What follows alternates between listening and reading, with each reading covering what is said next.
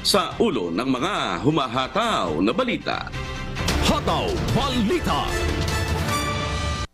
Pangulong Ferdinand Marcos Jr. iniulat ang kanyang mga naging accomplishment sa 43rd Association of Southeast Asian Nations o ASEAN Summit and related summit sa Jakarta, Indonesia. Hataw Balita.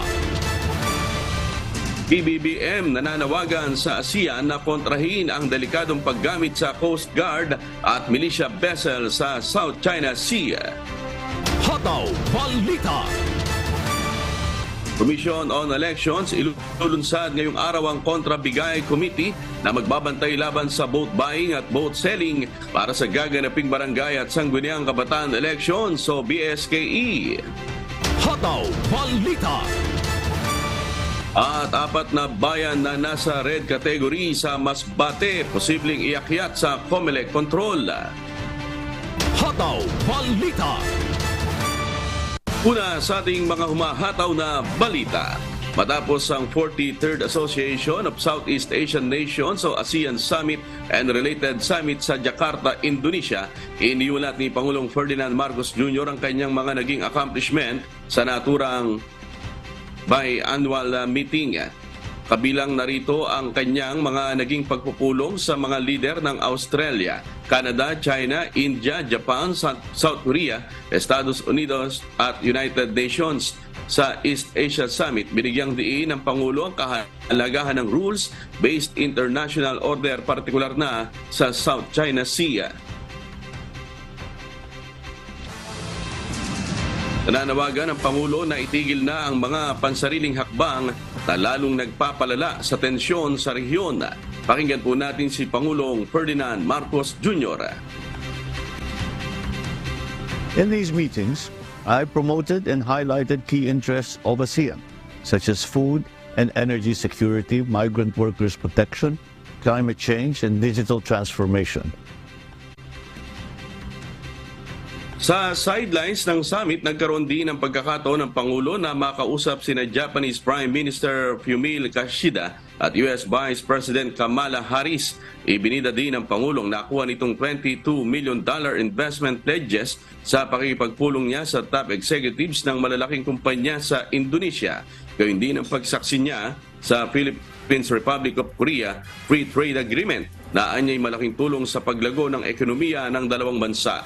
Inanunsyo din ng Pangulo na ang Pilipinas ang magiging host sa 2026 ASEAN Summit. I also held informal talks with the Japanese Prime Minister Fumio Kishida and US Vice President Kamala Harris on strengthening cooperation in key areas of mutual interest. Hataw Balita. Nananawagan si Pangulong Ferdinand Marcos Jr. na kontrahin ang anyay delikadong paggamit sa Coast Guard at militia vessel sa South China Sea. Ipinananawagan ito ng Pangulo sa Association of Southeast Asian Nations o ASEAN at East Asian Leaders sa 18th East Asia Summit sa Jakarta, Indonesia. Pakinggan po natin si Pangulong Ferdinand Marcos Jr. We must oppose the dangerous use of Coast Guard and maritime militia vessels in the South China Sea. We are concerned over illegal, unreported, and unregulated fishing and the militarization of reclaimed features in the South China Sea. Nababahalaan niyang Pangulo sa mga ginagawang aktibidad sa South China Sea na labag sa international law. Bagaman walang binanggit na bansa, matatandaang binomba ng water cannon ng China ang Philippine Coast Guard na maghahatid sana ng supply sa tropa ng Pilipinas na nasa Ayungin Shoal. Git ng Pangulo, patuloy na dedepensahan ng bansa ang soberanya, sovereign rights at maritime jurisdiction ng Pilipinas alinsunod sa United Nations Convention on the Law of the Sea o UNCLOS. Gayunman, mananatili anyang isusulong ng bansa ang mapayapang resolusyon sa hindi pagkakaunawaan sa rehiyon. Patuloy ding susuportahan ng Pilipinas ang malayang paglalayag, paglipad at rules-based international order sa South China Sea. Hataw Balita. Ilulunsad na ngayong araw ng Biyernes, September 8 ng Commission on Elections o COMELEC ang Kontrabigay Committee na magbabantay laban sa boat buying at boat selling para sa gaganaping barangay at sangguniang kabataan elections o BSKE. Ayon pa sa COMELEC, magbubukas rin sila ng kontrabigay complaint center kung saan maaaring isumbong ang anumang mga kaso ng bentahan ng mga boto ngayong BSKE. Ang ilulunsad na kontrabigay committee ay ang pinagsanib pwersa ng iba't ibang mga ahensya ng pamahalaan na kinabibilangan ng Philippine National Police, National Bureau of Investigation, Bangko Sentral ng Pilipinas, Department of the Interior and Local Government, Department of Justice at iba pang mga tanggapan. Pakinggan po natin ang pahayag ni COMELEC spokesperson Attorney John Rex Laudianco. So kung makikita nyo po ang pagtanggap po namin ng complaint mula po sa complaint na initial, yung pong sa case build-up, investigation, hanggang sa prosecution and conviction po ito. It's a whole of government approach po laban sa vote buying at vote selling dito sa barangay at SK elections. Hataw Balita. Posibleng iakyat o isailalim sa COMELEC control ang 4 na bayan na tinukoy ng Commission on Elections na nasa red category kung sakaling magkaroon ng karahasan. Samantala, Masbate Police Provincial Office hihingi ng karagdagang bilang ng pulis para masapatan ang kakulangan ng kanilang tauhan na magbabantay para sa gaganaping barangay at sangguniang kabataan elections o BSKE sa 3 isla ng Masbate. At mula sa Masbate City, si Jerry Galicia, Kumahataw Live.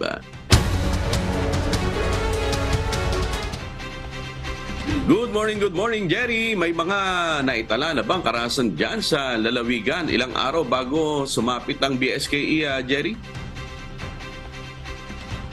Yes, amigo, wala pa namang naitatalang insidente ng karahasan na ngayon papalapit na nga ang barangay at sangguniang kabataan election o BSKE dito sa 3 isla ng Masbate. Posibleng isailalim sa COMELEC control ang 4 na munisipalidad na tinukoy ng Commission on Elections o COMELEC Masbate na nasa red category ngayon nalalapit na ang barangay at sangguniang elections o BSKE sa buwan ng Oktubre. Kabilang sa mga ito ang mga bayan ng Aroroy, Balud, Palanas at Placer na may indikasyon na mahigpit at mainit na tunggalian na magkakalabang partido politikal sa Masbate. There's always a possibility na kung magkakaroon ng gulo, kung malugo, kung lumasan, definitely we will recommend for the placing of such municipality under COMELEC. Amigo, ayon pa kay Provincial Election Officer Attorney Alberto Cañares III, hindi lamang ang presensya ng private armed groups ang tinitingnan ng komisyon, kundi maging ang mga patrons o yung mga namumuno sa partido politikal sa isla. Well, andyan yung history of political violence and gusto ko tinututukan natin yung intense political rivalry. Ito yung mga sabihin natin na talagang medyo mainit yung laban dahil hindi lang po ang involved dito ay hindi lang yung mga kandidato sa barangay, kundi alam niyo naman po meron yung silang mga political patrons, yung mga nasa likod malalaking tao. At bago pa dumating ang araw ng halalan, posible pa madagdagan ng mga lugar na may pasailalim sa red category batay sa ginagawang assessment ng COMELEC. May isa ring tumatakbo sa pagkakapitan na humingi ng seguridad sa Philippine National Police dahil may banta o threat na natanggap matapos na magsumiti ito ng Certificate of Candidacy noong nakaraang linggo. Hihingi naman ng karagdagang puwersa ang Masbate Police Provincial Office o Masbate PPO sa Regional Office para sa nakikitang kakulangan ng tauhan na magbabantay sa mahigit 500 mga barangay sa probinsya. So far po, kulang po tayo sa personnel. So, mamaya po may conference po kami regarding po sa deployment ng personnel. So, i-ano natin kung ilan pa ba ang i-request natin sa higher headquarters para mapunuan yung kakulangan para na sa i-deploy natin sa mga barangay. Amigo, paplansyahin pa ng Masbate PPO ang gagawing deployment ng kalimatauhan para magkaroon ng tag-2 pulis kada presinto sa mga barangay.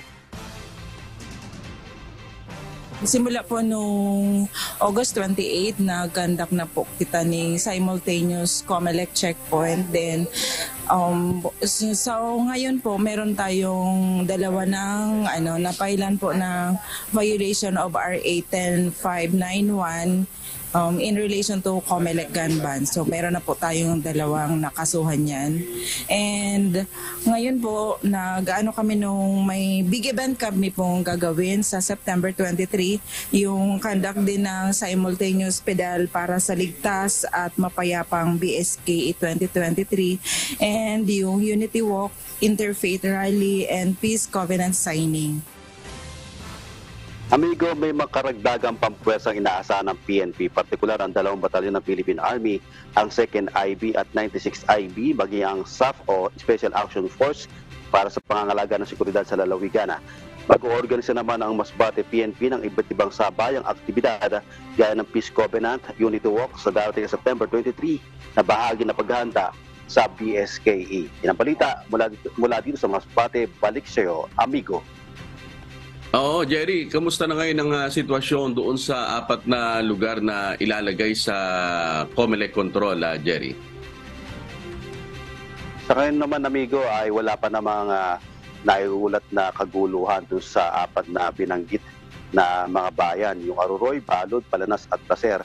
At tahimik pa naman sa ngayon. At ito nga yung tinututukan o binabantayan itong Commission on Election o COMELEC Masbate dito nga sa palalapit na BSK o Barangay Sangguniang Kabataan elections dito sa isla ng Masbate, amigo.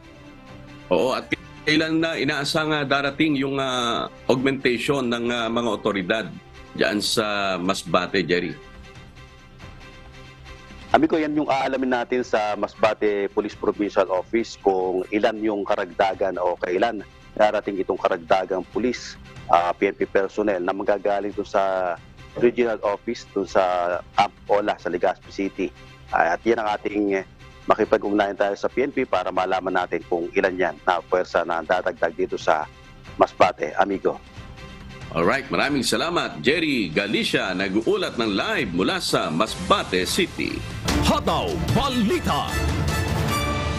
Nagpaalala ang Commission on Elections o COMELEC na ipinagbabawal ang pamimigay ng t-shirts, pants, caps at bowlers na may pangalan, mukha, logo, brand, color, motif o anumang palatandaan na nagre-representa sa sinumang nangangampanya para sa darating na barangay at Sangguniang Kabataan Elections o BSKE.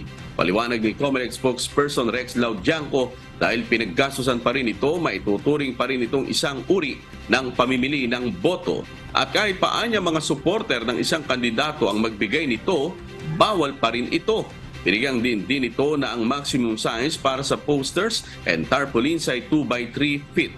8.5 by 14 inches naman para sa leaflets at flyers at 3 by 8 feet para sa banners at streamers. Ang mga nagnanais namang gumamit ng campaign materials na hindi nakasaad sa batas ay dapat ihingi ng special permit sa COMELEC. Maaari lang din mangampanya ang mga kandidato para sa BSKE sa loob ng campaign period mula October 18 hanggang October 28. Babala ni Laudianco, ang sinumang mapapatunayang sangkot sa vote buying ay pananagutin sa batas.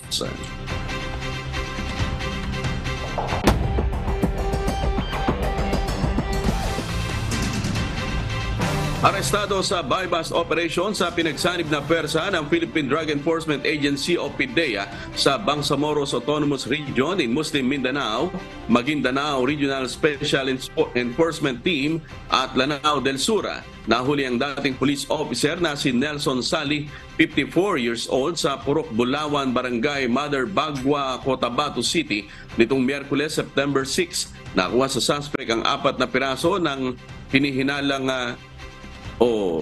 heat sealed transparent plastic sachet ng hinihinalang shabu na may timbang na 1,100 grams at tinatayang may street value na mahigit 7 milyong piso.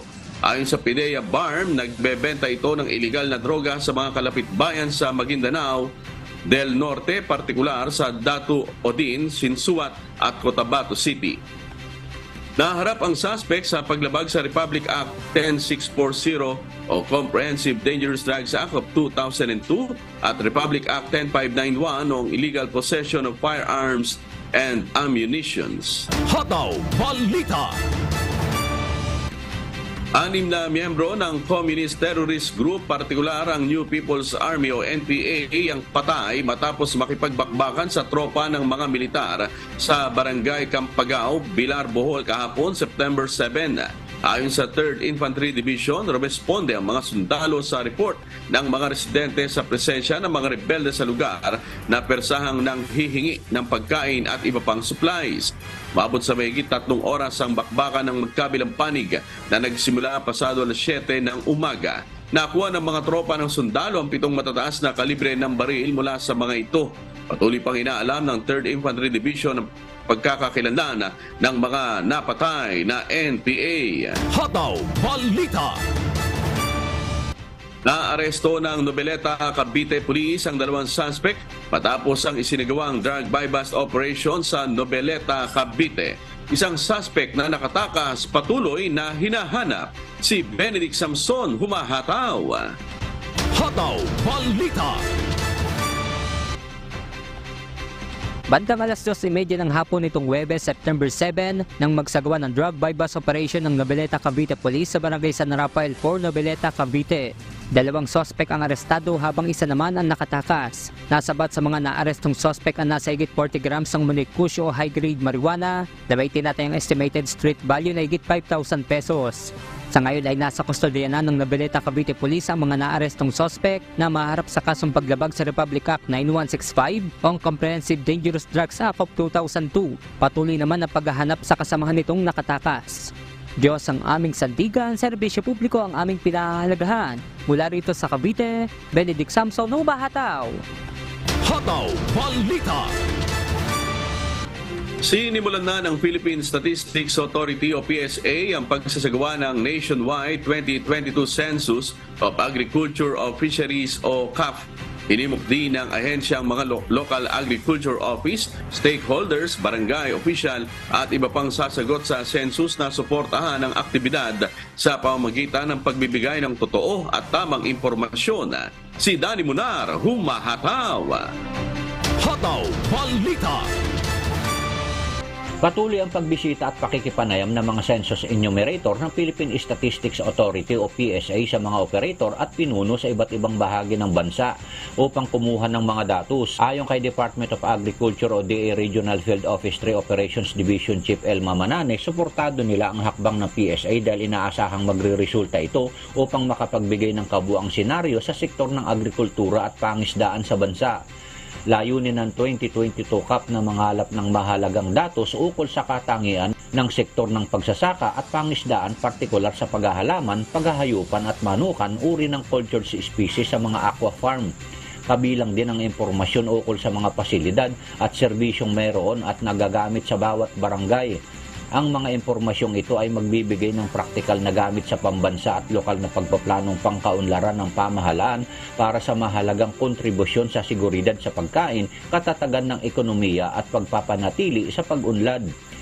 Isinasagawa ang pangungulekta ng datos kada ika-10 taon batay sa Executive Order No. 352 Series of 1996. Inaanyayahan din na suportahan ang 2022 CAP sa pamamagitan ng pangangalap ng balita tungkol sa pagsasagawa ng naturang census na ito gamit ang iba't ibang social media platform. Sinimula ng 2022 Nationwide CAP Census netong September 4 at magtatapos sa October 25, 2023. Diyos ang aming sandigan, serbisyo publiko ang aming pinahahalagahan. Danny Munar, humahataw. Hataw Balita. 35 hanggang 50 pesos na taas sahod sa Calabarzon Region, inaprubahan na ng Department of Labor and Employment. Nagbabalik si Benedict Samson. Hataw Balita. Maaaring umabot na sa 520 pesos ang matatanggap na arawang sahod ng mga non-agricultural worker na nasa Extended Metropolitan Area o mauunlad na lugar matapos na ilabas ng Regional Tripartite Wages and Productivity Board sa Region 4A ang wage hike order. Nakasaad sa naturang kautusan na magkakaroon ng karagdagang 35 hanggang 50 pesos sa sahod na matatanggap ng isang manggagawa sa rehiyon. Sa inilabas sa new minimum wage rate, 520 pesos sa magiging sahod para sa mga non-agriculture, habang 479 pesos naman sa agriculture workers. Sa component cities at first-class municipalities, 479 pesos ang dagdag sahod sa non-agriculture, habang 479 pesos sa agriculture workers sa component cities at 425 pesos sa first-class municipalities. Sa second at third-class municipalities, 425 pesos sa non-agriculture at 385 pesos sa agriculture. At sa fourth and fifth-class municipalities, parehong 385 pesos ang sahod sa mga non-agriculture at agriculture worker.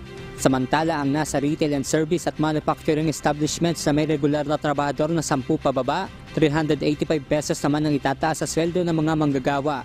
Kaugnay nito, inaasahan din na magkakaroon ng nasa 89 pesos na wage increase ang mga agricultural workers sa bagong lungsod ng Calaca, Batangas at Carmona, Cavite.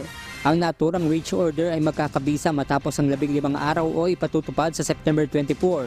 Matatandaan na noong buwan ng Hunyo, inaprobahan ng 40 pesos na dagdag sahod sa National Capital Region o NCR, bagay na nagkaroon ng negatibong epekto mula sa publiko at aktivista. Itong Agosto naman, sinabi ni Senate President Juan Miguel Zubiri na sa buwan ng Disyembre, ang upper chamber ay ipapasa ang proposed 150 pesos minimum wage increase. Diyos ang aming sandigan, serbisyo publiko ang aming pinahahalagahan. Benedict Samson, Bahataw. Hataw Balita. Bumaba ang mga reklamong kaugnay ng text scam na natatanggap ng National Telecommunications Commission o NTC mula nang ipatupad ang SIM registration sa bansa. Ayon kay Deputy Speaker Attorney John Paulo Salbahan, dati umaabot ng 1,500 hanggang 2,000 ang mga reklamong natatanggap kada araw ng ahensya. Pero ngayon ay umaabot na lang sa 400. Nakipag-ugnay na ang NTC para pag-aralan ang natatanggap nilang mga reklamo sa text scams na umabot sa 45,000.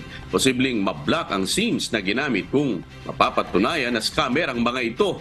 Pakinggan po natin ang pahayag ni NTC Deputy Commissioner Attorney John Paulo Salbahan. Patuloy po nakikipag-ugnayan sa telco. Kasama po sila sa technical working group po na nagdi-discuss kung paano po i-enhance ito pong SIM registration process natin, pati po ang post-registration validation procedure. At nag-express naman po sila ng willingness nila to enhance or improve their system para po mabawasan at mapigilan po yung ganitong mga text scam at text spams po. Hataw Balita. Mahigit 8,000 residente sa Abra na may partially at totally damaged na mga bahay ang nakatanggap na ng tulong pinansyal sa ilalim ng Emergency Cash Transfer o ECT ng Department of Social Welfare and Development Cordillera. Isinasagawa ang aktibidad sa mga munisipalidad ng Bangged, Langiden, Lagayan, Luba, San Juan, Tineg, Villa Viciosa, Bolinay, Bukay, Dagyoman, Lacub, Padan at San Isidro. Ang ECT na nagtatarget ng kabuang 12,704 EGAY affected residents sa lalawigan ay magpapalawig ng payout hanggang September 14, 2023 upang matugunan ang mga hindi nabigyan ng tulong at mga kapalit na benepisyaryo. Isang estratehiya ito ng gobyerno upang maging daan sa disaster response at recovery sa mga naapektuhan ng Super Typhoon Egay. Hataw Balita. Isinigawa ng Office of Civil Defense o OCD Bicol ang earthquake drill sa third quarter ng taong 2023 sa isang mall sa Legazpi City sa Albay kahapon. Bilang bahagi ng pagiging handa kung sakaling tumama ang inaasang 7.2 magnitude na lindol sa bansa, nakisang nasa mahigit 100 personnel at tenants ng nasabing mall sa drill na pinangunahan ng OCD Region 5. Nag-duck, cover and hold na bahagi ng aktibidad ang bawat individual habang ang iba namang personnel gaya ng mga security guard ay nag-rescue naman sa mga naging pasyente sa drill. Inorganisa ang nasabing earthquake drill sa pagtutulungan ng National Disaster Risk Reduction and Management Council at OCD Bicol.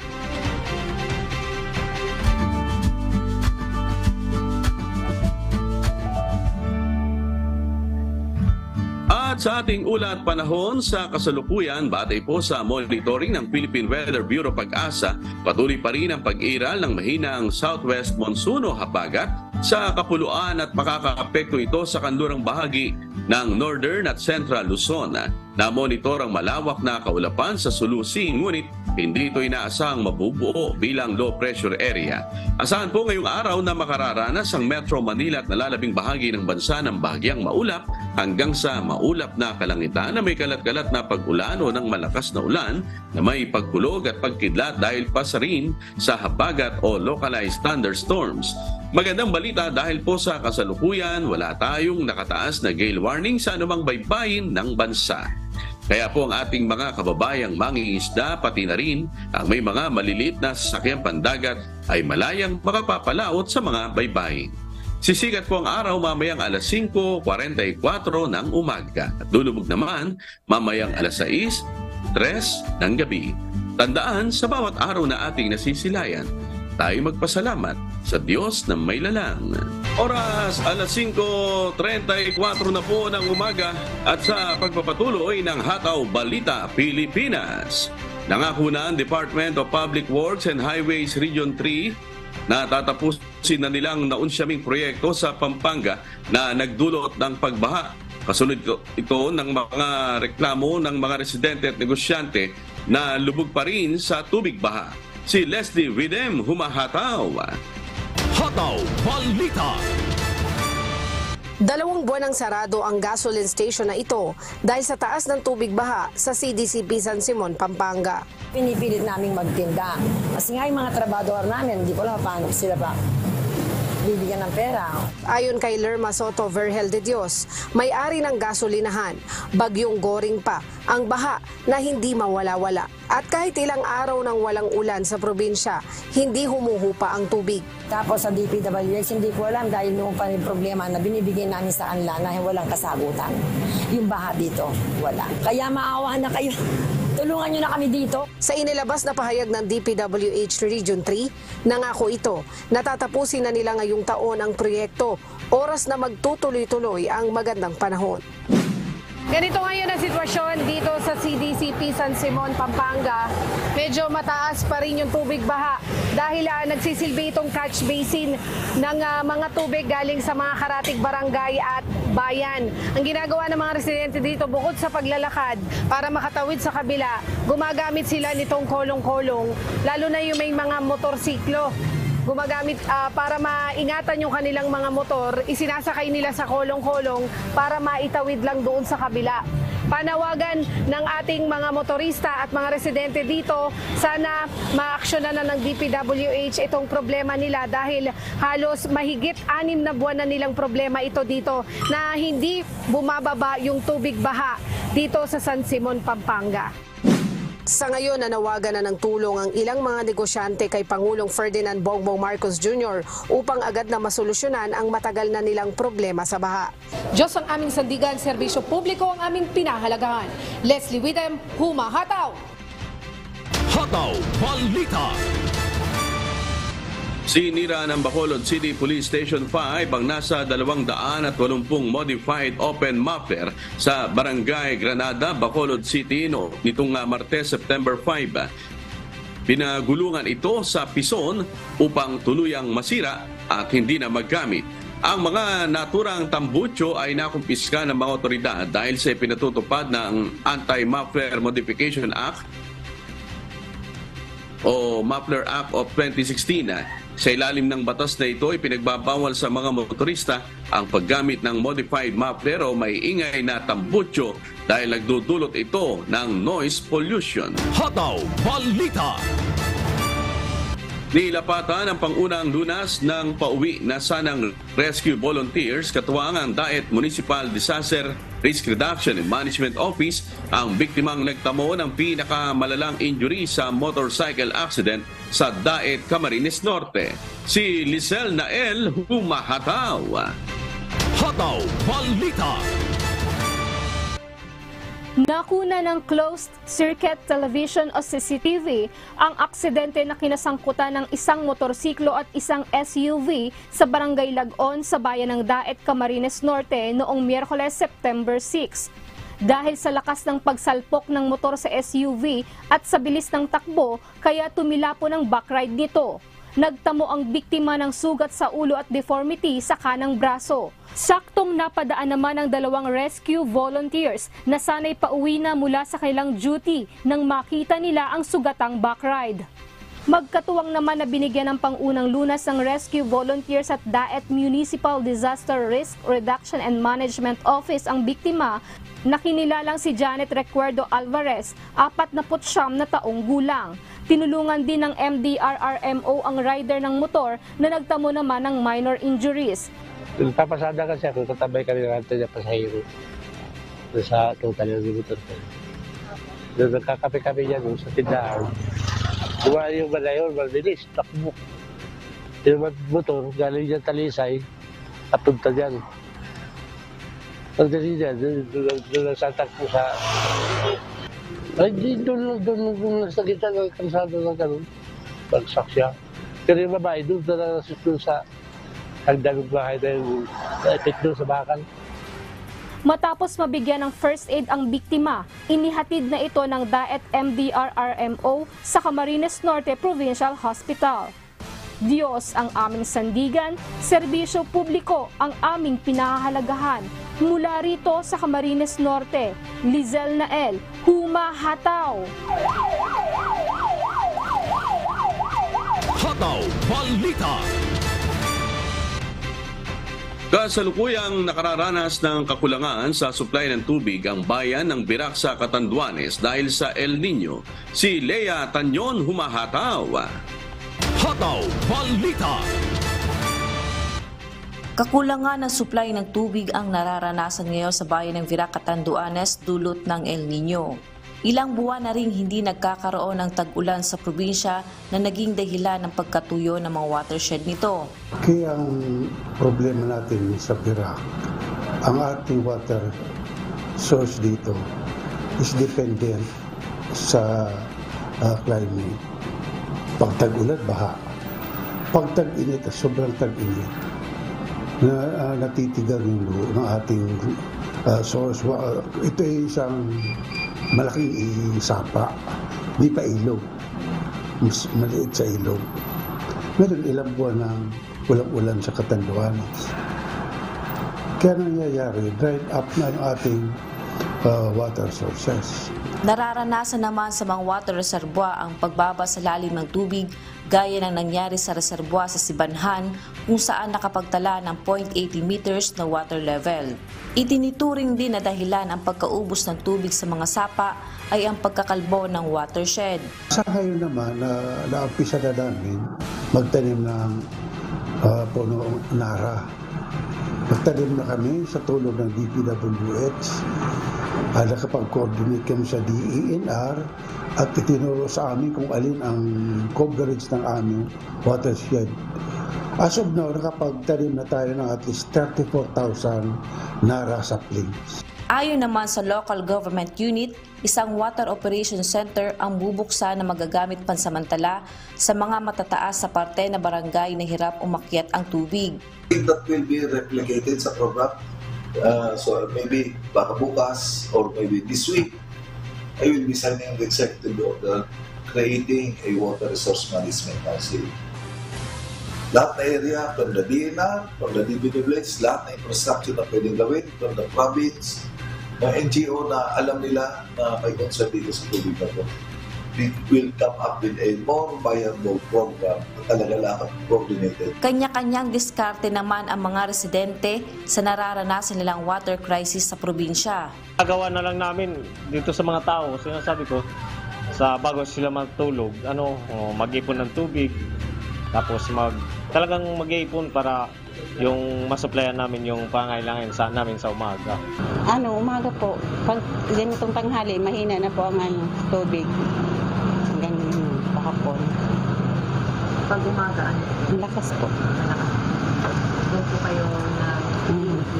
Doon po ako nag-ano ng mga paglilinis, katulad ng nagtuhugas, naglalaba. Nananawagan naman ang alkalde sa mga residente na hanggat maaari ay magtipid ng paggamit ng tubig o mag-recycle.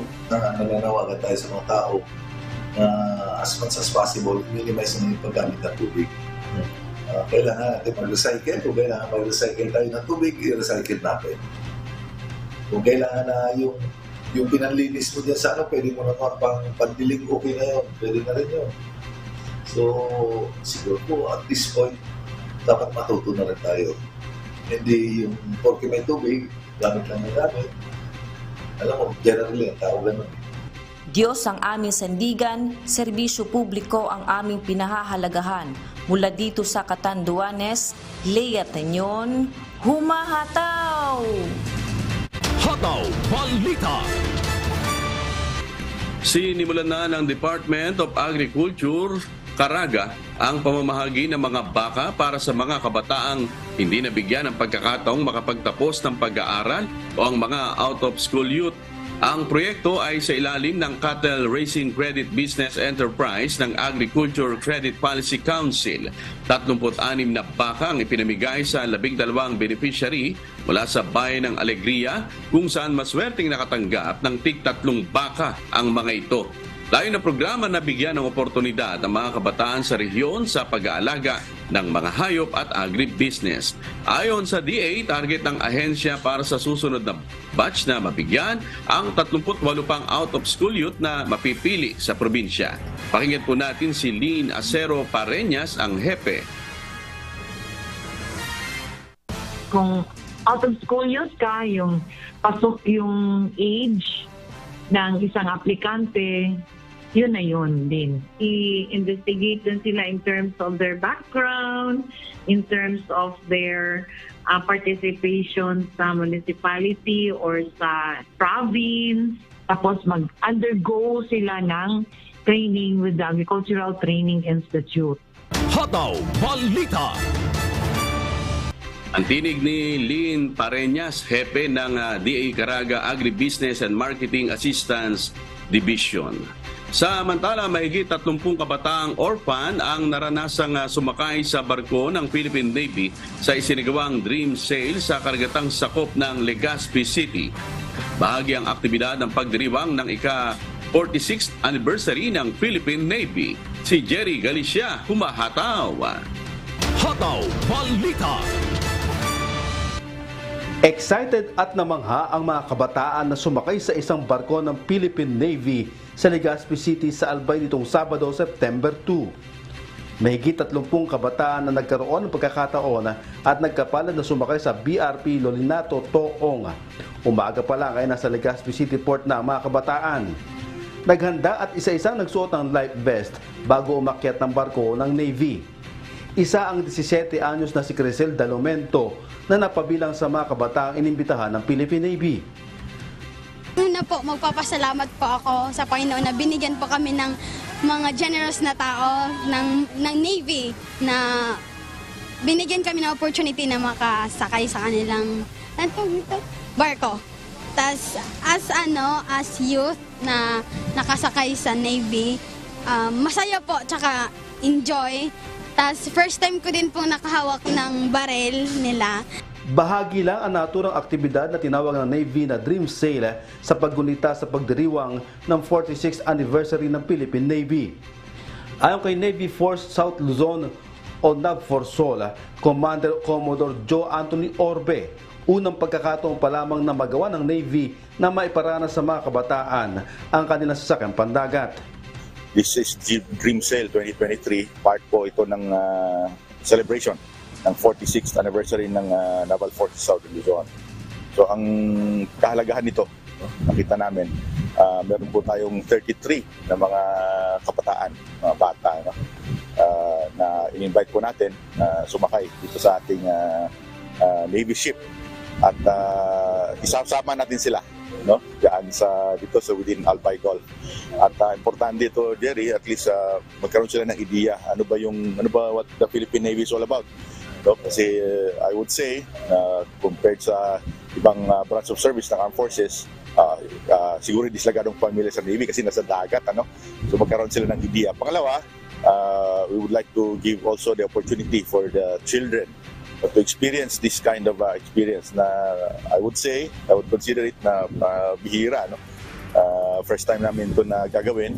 Ang NAVFOR Command ang nangangalaga at nagpapanatili na ligtas sa mga masasamang elemento ang mga maglalayag sa mga nasasakupang teritoryo ng bansa.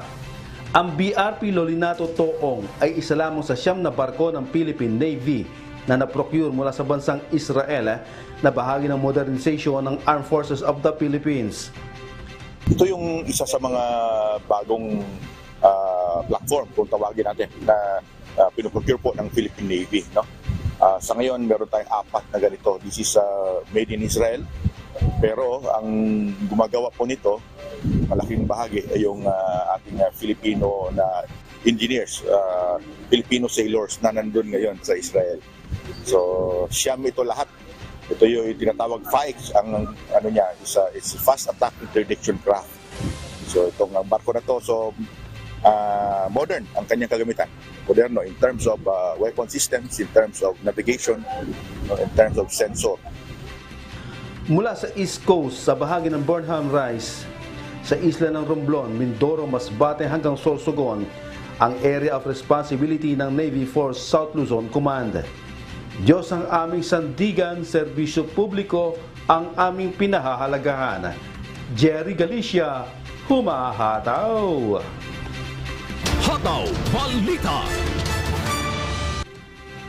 Nasa 150,000 ang overseas Filipino workers sa Taiwan ayon sa Department of Migrant Workers o DMW. Bukod sa 2 oras lang ang biyahe mula Manila hanggang Taipei, alamin ang dahilan kung bakit dumarami ang bilang ng mga kababayang nagtutungo sa Taiwan upang maghanap buhay. Si Paulo Dasal, humahataw. Hataw Balita.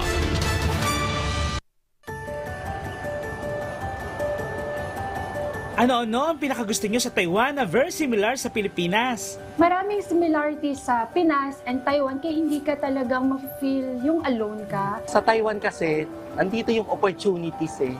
Healthcare system ng Taiwan. Dito sa Taiwan, ang dami-daming mga prutas. Halos 150,000 na ang mga overseas Filipino workers sa Taiwan batay sa datos ng Philippine Department of Migrant Workers. Mula Lunes hanggang Biyernes, marami sa ating mga kababayan ang nagtutungo sa Taipei Economic and Cultural Office sa Makati City, Philippines sa pagnanasang makapagtrabaho sa Taiwan. Sa tanggapan, sila'y nag-a-apply ng Migrant Workers Visa. Malaking bilang ng mga Pilipino ay nagtatrabaho sa key cities ng Taiwan gaya ng Taoyuan, Hsinchu, Taichung at Kaohsiung. Karamihan sa kanila ay naghahanap buhay sa manufacturing, construction, social welfare, gayon din sa agriculture at fishery sectors. Batay kay Manila Economic and Cultural Office o MECO Chairperson and Resident Representative Silvestre Bello III, isa ang Taiwan sa top employment destination countries para sa mga Pilipino. Masayang-masaya ang ating mga kababayan doon. Siyempre dahil siguro sa maganda lahat yung mga benepisyo nila at higit sa lahat ang nagiging dahilan ng kanilang magandang sitwasyon ay ang kanilang mga employer. Patuloy ang ginagawang pag-aaral ng Taiwan sa labor rules nito upang maprotektahan ang karapatan ng migrant workers, kabilang na ang mga Pilipino. Sa kasalukuyan, ang Filipino migrant workers ang isa sa pangunahing sources ng migrant workers sa Taiwan dahil ito sa abilidad, sipag at mahusay na communication skills ng mga kababayan. Highly qualified at masisipag ang Filipino migrant workers. May good English speaking skills din sila, kaya nga gustong-gusto i-hire bilang empleyado ang mga Pinoy sa technology industry ng Taiwan. Samantala, gusto rin ng mga employer na i-hire ang Filipino migrant workers para sa home care at household service dahil sa mahusay nilang communication skills, pagiging masipag at disiplinado. Ang Pinoy na si MJ, isang engineer sa isang factory, piniling maghanap buhay sa Taiwan. Aminin naman natin, syempre sa Pilipinas medyo mababa yung salary. Kaya dito sa Taiwan, para mabilis na makaahon at makapundar sa buhay, mas pinili kong magstay dito sa Taiwan. Nagkaroon po kami ng maayos na bahay, nabigyan ko po ng matinong bahay sina mama. Tapos napagawa po namin yung yung bahay namin ng maayos. Tapos meron na rin po akong commercial space for lease. As of January 1, 2023, 26,400 new Taiwan dollars o mahigit na 46,000 pesos ang minimum wage ng mga manggagawang protektado ng Labor Standards Act ng Taiwan. Bukod pa dito, ang overtime pay. Para naman sa mga migrant worker at employer na nais humingi ng assistant kaugnay ng usaping legal, protective shelter referral at iba pa, maaaring makipag-ugnayan sa 24-hour 1955 labor consultation and complaint hotline. Ang kababayan namang si Leo Val, naghahanap buhay naman bilang factory worker sa Taiwan sa loob ng 8 taon. Subalit noong 2022, na-diagnose siyang may cancer sa lymph node. Anya, malaking tulong ang health insurance benefits para sa kanya. Bali po yung health insurance po namin, napakalaking tulong po sa akin, kagaya po noon na nagkasakit po ako. Kung hindi po doon dahil sa health insurance, siguro hindi ko rin po kayang ipagamot yung sarili ko, gawa ng sa sobrang laki ng gastusin sa pagpapagamot sa bilang isang cancer patient. Yung session po umabot po ng more than 3 months. 6 na session po yun. Samantala, mura at maayos ang public transportation at mga pangunahing bilihin sa Taiwan. Bukod dito, ligtas at tiyak din ang seguridad ng mga manggagawang Pilipino. May ilan din sa mga kamangha-mangha at hindi makakalimutang experience ang mga kababayang naninirahan at naghahanap buhay sa Taiwan. Gaya ng pagbisita sa shopping district at night markets. Popular ang mga lugar na ito para sa mga Filipino community sa Taiwan at bahagi na ng kultura ng mga Taiwanese. Iba't iba ang makikita rito, magmula sa street food, sapatos at damit. Mayroon ding games o mga palaro. Actually, dito sa Yongkang, marami talagang pumupunta ng mga kababayan natin. Hindi lang turista, pati mga migrant workers or mga kababayan natin na dito na nagtatrabaho. Una po talaga, syempre, ang street food. Pangalawa, sir, is yung mga desserts. Number 1 na po yung mango shaved ice. Yung mango shaved ice, you've never been to Yongkang kung hindi mo itry yun. Kaya dapat kainin natin yun. And then yung mga coffee shops dito, yung mga cafes dito napakaganda, iba't ibang klaseng design. And then syempre yung famous sa Taiwan na beef noodle. Have you tried beef noodles, sir? Kasi known po ang Taiwan for beef noodles. Matatagpuan ang night market sa urban at rural areas sa Taiwan. Isa sa pinakasikat ang Shilin Night Market. Kabilang sa mga hindi dapat palagpasin pagkain dito ay ang flame-grilled beef cubes, herbal stew pork ribs, pork pepper buns at marami pang iba. Kahit na bago ka lang dito, hindi ka ma-homesick kasi ang daming places na pwede mong puntahan. And gaya dito, nandito tayo ngayon sa Zhongshan. Every Sunday, maraming mga Pinoy na pupunta dito. Yes, kaya hindi ka ma-homesick. Favorite ko talaga sa Pinas Bulalo. Mahahanap po rin yan dito sa Taiwan kasi marami mga Pinoy store na pwede mong puntahan. 2 oras lamang ang flight mula Manila hanggang Taipei at halos kapareho ng flight duration mula Manila patungong Davao. Sa gitna ng pangingigumbayan ng mga Pilipino at pagkawalay sa kanilang mga pamilya at kaibigan sa Pilipinas, nakatagpo sila ng pangalawang tahanan sa Taiwan. Kapwa sinusulong ng Pilipinas at Taiwan ang kalayaan, demokrasya at pangangalaga sa karapatan ng mga mamamayan. Kaya sa loob ng maraming taon, naging tahanan na rin ng Taiwan ng libo-libo nating mga kababayang tinaguriang modern day heroes na patuloy na kabahagi sa pagpapaunlad at pagpapabuti ng dalawang nasyon. Paulo Dasal, UNTV News and Rescue. Diyos ang aming sandigan, serbisyo publiko ang aming pinahalagahan. Hataw Balita. Ayan, at nagpapasalamat po tayo sa mga suki natin na tumutok sa atin mula Lunes hanggang ngayong araw ng Biyernes. At sa darating po na September 11, araw po ng Lunes, ang panibagong session po ng Mass Indoctrination ng MCGI sa ganap na ikapito ng gabi, Philippine Standard Time sa official MCGI social media accounts. Kabilang po ang MCGI channel, ang official YouTube channel ng Members Church of God International. At sa aming ibabahaging mga salita ng Diyos na ating sandigan mula sa Efeso Kapitulo 6, talatang 4. At kayong mga ama, huwag ninyong ipamungkahi sa galit ang inyong mga anak. kundi inyong turuan sila ayon sa saway at aral ng Panginoon.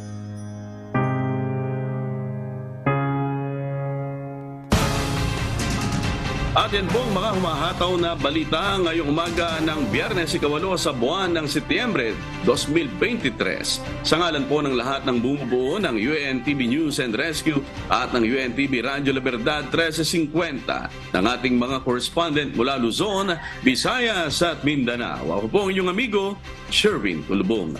At dito sa UNTV at UNTV Radyo La Verdad 1350, Diyos ang aming sandigan. Serbisyo publiko ang aming pinahahalagahan. Susunod na po ang Good Morning Kuya. Salamat po sa Diyos at magandang umaga.